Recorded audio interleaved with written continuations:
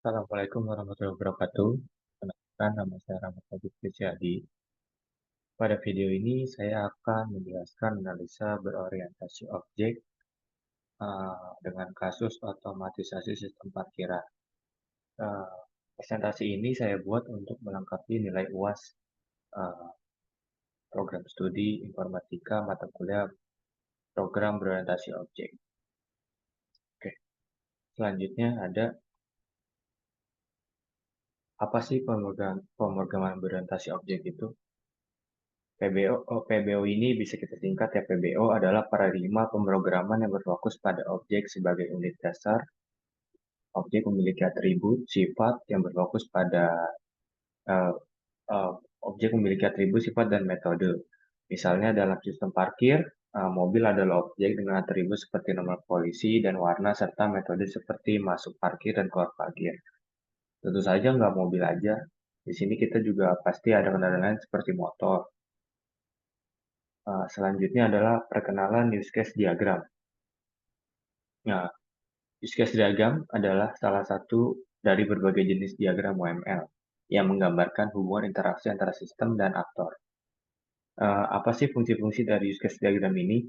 Misalnya berguna untuk memperlihatkan proses aktivitas secara urut dalam sistem, mampu menggambarkan proses bisnis, atau sebagai jembatan antara konsumen dan ekspor dalam sebuah sistem.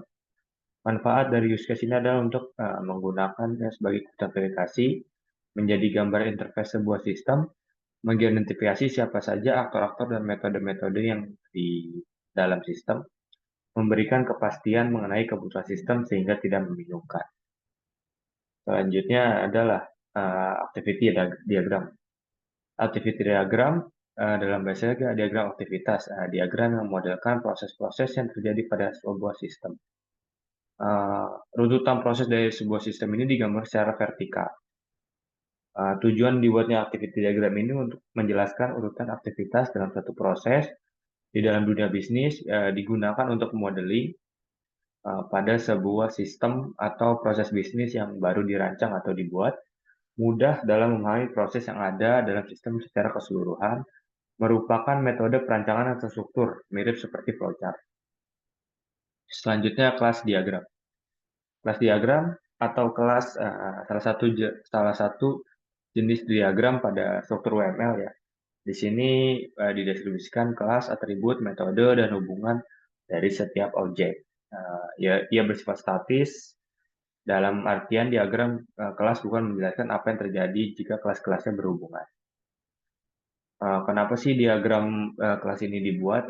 Menunjukkan beberapa fungsi untuk menunjukkan struktur dari suatu sistem dengan jelas, meningkatkan pemahaman tentang gambar umum atau skema dari suatu program.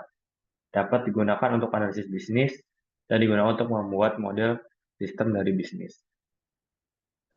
Pertama, proses use case diagram dalam otomatisasi sistem parkir ya. Di sini ada pengguna. Di sini pengguna dapat melakukan beberapa tindakan seperti masuk parkir, yaitu memulai proses parkir, dari cek data kendaraan, merekam nomor polisi, kendaraan yang masuk seperti motor atau mobil, menghitung biaya parkir berdasarkan waktu parkir, membayar parkir, lalu keluar parkir setelah melakukan pembayaran. Oke. Selanjutnya adalah kelas diagram.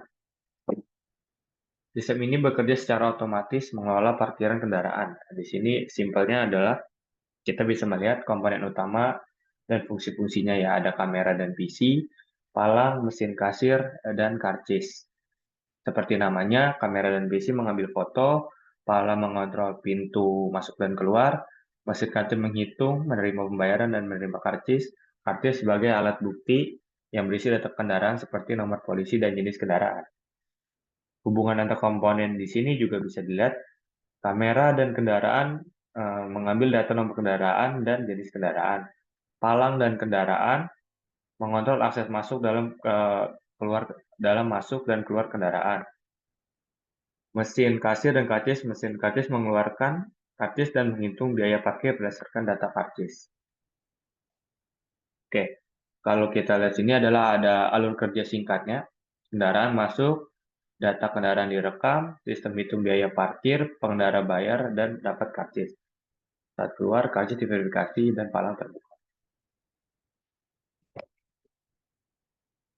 Untuk lebih detailnya adalah di sini kita bisa melihat pengendara masuk area parkir, sistem akan secara otomatis memotret plat nomor kendaraan.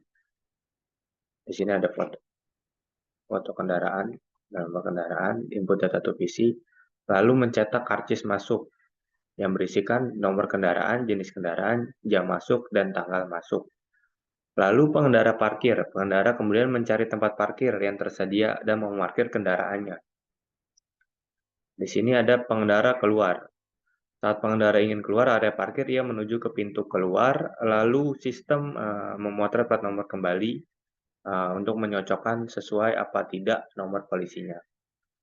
Lalu kendaraan keluar secara bersamaan untuk pengendara membayar uh, biaya parkir di sini di mesin kasir dan ada pegawai sebagai aktor. Oke, selanjutnya activity diagram.